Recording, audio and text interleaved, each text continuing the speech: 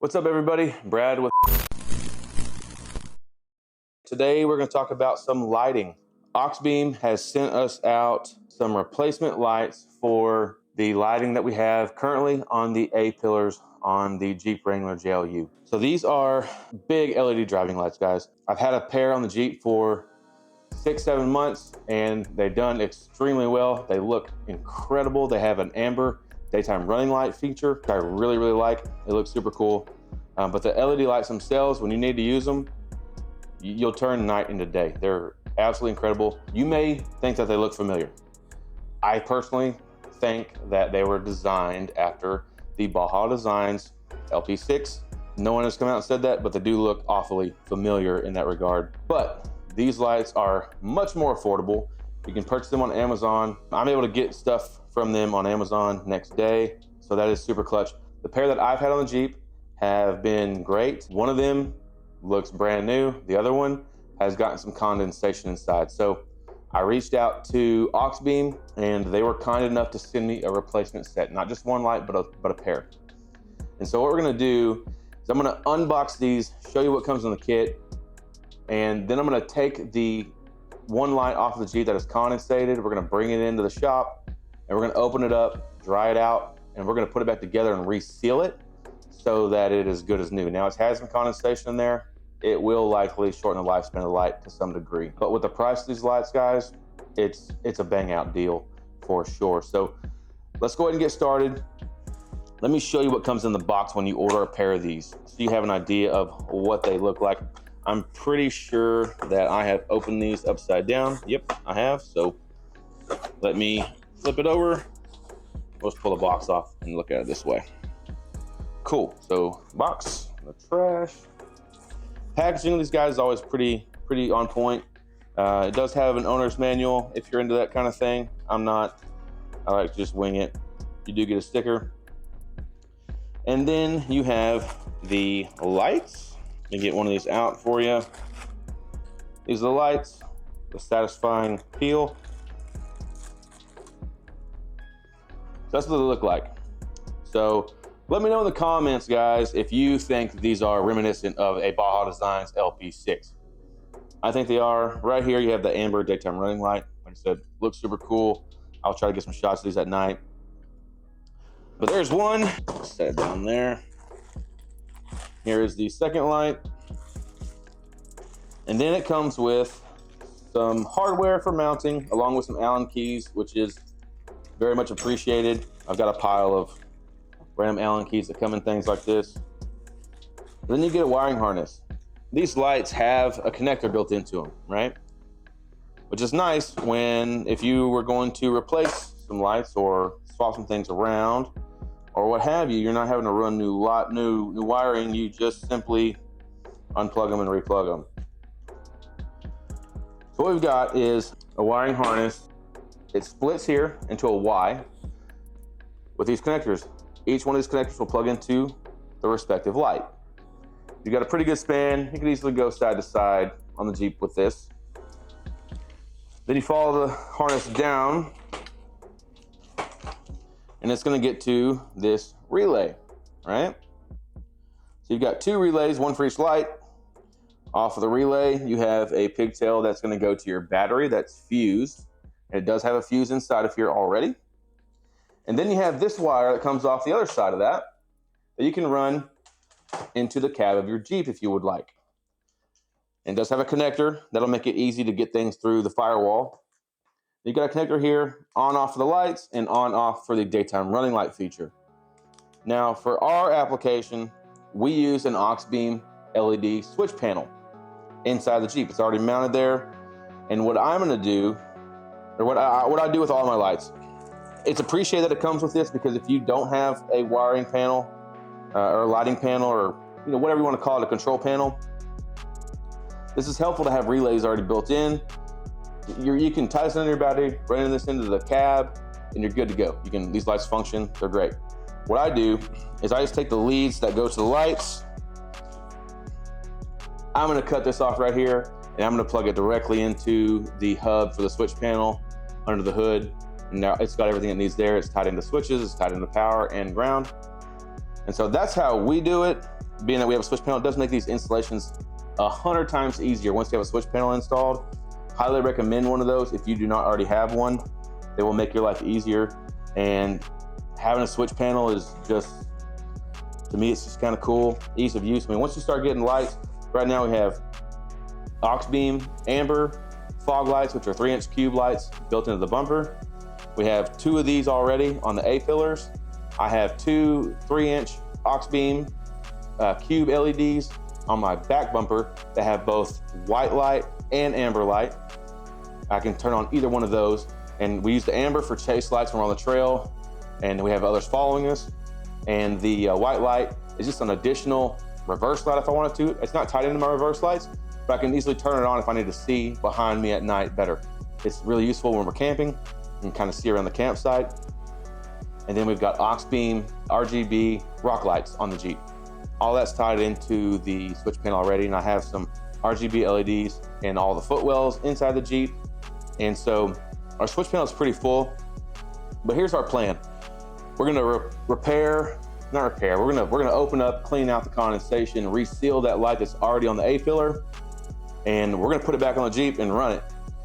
We're gonna take this new set and we're gonna mount it to the front bumper. I'm gonna have a total of 4 of these. The ones on the hood project pretty far out, and what I'll probably do is turn the ones on the hood facing, instead of going straight forward, I'll probably kick them out a little bit to get some more side fill. These do have the side shooter LEDs. So you have the panel on the front, but on each side, you have 3 LEDs with the reflectors kicking that light out the side. So from where this light's at, the hard line here, you're gonna have a wall of light all the way through here, going out and side fill. What I'll probably do is the ones on the A-pillar, I'll probably kick them out just a little bit on either side, like that. And then the ones on the front bumper will aim straight ahead, just to give us more light surrounding us when we're wheeling at night. Night wheeling is something that we typically get ourselves into when we go out, especially in the winter months when the days are shorter, being that we work full-time jobs. A lot of times we cannot leave in time to get to camp before dark. So night wheeling is just part of the plan a lot of times, just to get to camp the first night. So this is kind of what we're looking at, the process, the game plan of what I'm thinking we're gonna do, take you guys along with the journey and show you the process. So stick around, guys, more to come. Thanks for watching. All right, so here is a shot of the front of the Jeep. You can see right here and right here, these are the lights that we're talking about. These are the ones that are in the Jeep. This one is good. You can see it's pretty clear. This one is obviously a little bit hazy compared to the other. And so what we're gonna do is we're gonna take this one off, bring it into the shop and repair it. And I'll kind of give you guys a closer shot of that. All right, so here is the light in question. You can obviously see the condensation there.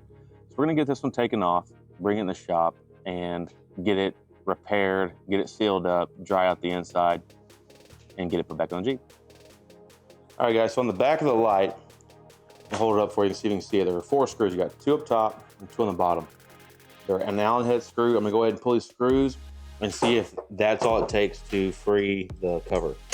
Okay, I think we've got that free now. Let's see. All right, cool. The front housing came off with just removing those 4 on the back, and now underneath that front cover, we've got 1, 2 up top, 2 on the bottom, and 1 on each side. Appear to be the same size. Nope, they're not. Let me go get a different size Allen wrench, and we'll get those 6 off and pull that lens off. So the size is for these bolts. The bolts for the outside of the housing that hold the front panel on is a 2.5. And once you go onto the inside, it changes the screw size to a 3. I don't know why they're not all the same, but they're not. So just so you know what you need, I get these from Harbor Freight. This is Pittsburgh branded. Comes in a set with the metric, the SAE, and a Torx bit set. These are really handy, and if you can get them on sale, you can get them for super cheap. I have a set of these in my toolbox. I have a set of these in my tool bag that I keep in the Jeep when we're out. Just really handy to have these in such a small form factor. So another kudos plug to Harbor Freight. All right, just like that, the cover comes off. Get the last screw out. And you can see inside of here, I hope you can see, I hope the camera's picking it up. all this condensation in here. That's moisture. Same inside the fixture itself. There's not a lot of moisture inside here. It's mostly was inside the lens itself.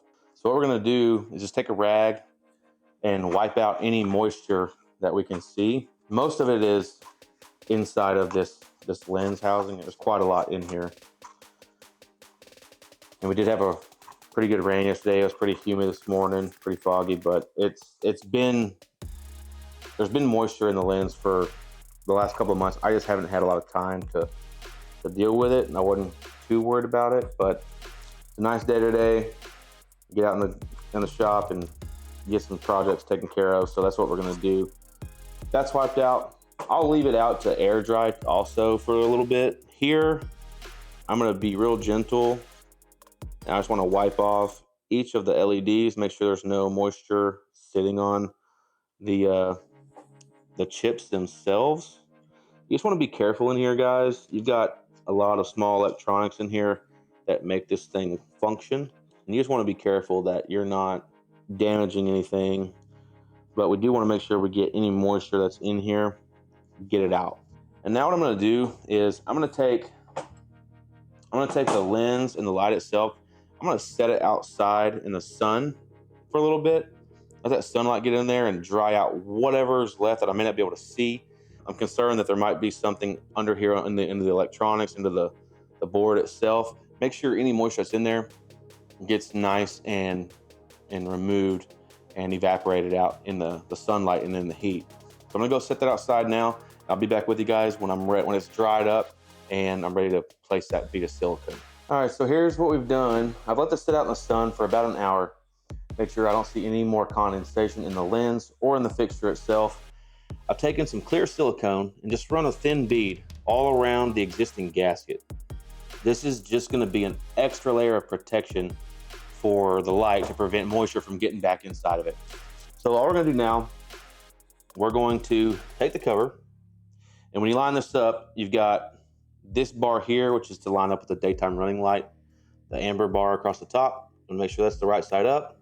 We're just gonna place that on there, push it down gently, and we're gonna start putting these screws back in. And as we tighten the screws down, it's gonna press into that silicone, and we might get some silicone that pushes out. We'll just keep a rag close by if that happens, and we'll just clean it up as we go. Gonna get these all in their place so we can start tightening them up. And being that I'm tightening this up, it's gonna push down the silicone. I will probably tighten these bolts up just similar to like if you're changing a tire. Just kind of go bounce around, diagonally, so you get even pressure all the way around as you go. I'm gonna grab a rag here in case we have any messes to clean up as we get started. We're just gonna simply start tightening these down one by one. That one there. We'll come across here. We'll get a couple of threads into here. And then there you go, guys. This light is visibly as good as new. There's no more haze in the lens. There's no more moisture in there. We have a new seal, kind of made our own gasket, so to speak, there. So now this is all put back together. We're able to get it put back on the Jeep, and we're off to the races. That's a done deal there. These Auxbeam lights are a great budget light for any off-roaders out there. Easily to get on Amazon. You can get them pretty quickly. You're not waiting on shipping times. You can, like I said, I get mine pretty much next day when I order. They're very inexpensive for what they are. The bang for their buck is incredible. And customer service, guys, I've had good experiences with them. I've had very little issues, but when I have had an issue, I'm able to get a hold of them. Usually within 24 hours, I get a response, and any problem I've run into, they've made it right for me. I know I rattled off several Auxbeam products that I have on the Jeep. I just want to state that I am not sponsored in any way, shape, or form. I have purchased all of the Auxbeam products that I have with my own money. They did send me the replacements because I had the issue with this one. So they did send those for free, but I already purchased the light, had a problem, and they just made it right by sending me a new set. So this is not a sponsored video for Auxbeam at all. This is just me sharing my own experience with you all. So if you're thinking about pulling the trigger on them, I wouldn't hesitate, guys. If you've got a budget in mind and you're trying to stick within that budget and try to do the most for your dollar, this is a great way to go, guys. So I'm gonna get these put back on the Jeep. I'll show you the finished product here in just a few. All right, guys, so this is how we're looking. This is the light here that we removed and repaired. We had taken that lens cover off, cleaned all the moisture out, put a new silicone gasket in there, and put it back together. It's back on the Jeep. You can see these two look pretty good. They look very similar as far as the clarity of the lens goes, because we've gotten that moisture out. These up top, I've kind of kicked them out, angled out more, kind of going out this direction. So I put these two on here on the front bumper, shining straight ahead. And so my thought with that is just to get more coverage around us when we're wheeling at night. It's middle of the day here, it's super bright, don't mind. You see the solar panel up on top of the Jeep. I'm actually charging our DIY power station that we made. I'll put a link to that video up here.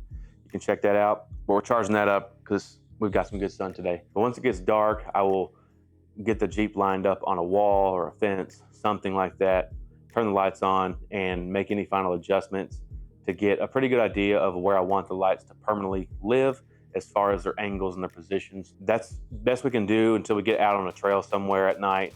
And then when I realize I need to see more or something, I can move them from there. But we'll get it pretty close here this evening, and I'll get some footage of that and show you guys kind of what it looks like. But with these 4 lights, guys, I gotta imagine it's gonna be a pretty incredible wall of light. Definitely more than you need. These are the Auxbeam Amber lights I was talking about earlier that I have on the front bumper. These, I just replaced my factory fogs with these. They work super well. You know, we don't get a lot of snow here, maybe once or twice a year, but really it's just, you know, super foggy days. We get a lot of those, and the Amber lights really help to penetrate through that fog. But Auxbeam, guys, they're great products. They're a great company. They stand behind their products, in my experience, and I wouldn't hesitate to pull a trigger if you're thinking about it, guys. So that's it for now, guys. Thanks for watching. If you find value in this content, please do me a favor and like, comment, and subscribe. We'll see you next